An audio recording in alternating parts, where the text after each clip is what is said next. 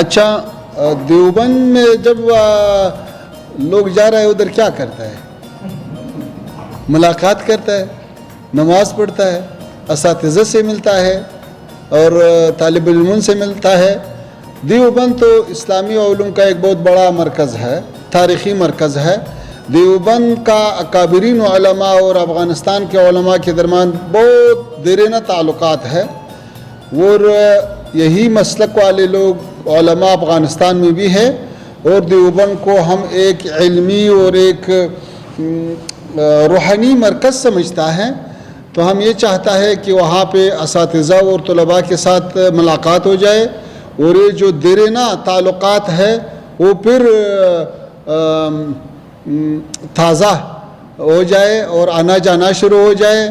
جیسا ہمارے طلباء یہاں پہ انجینئرنگ کے لیے آتا ہے،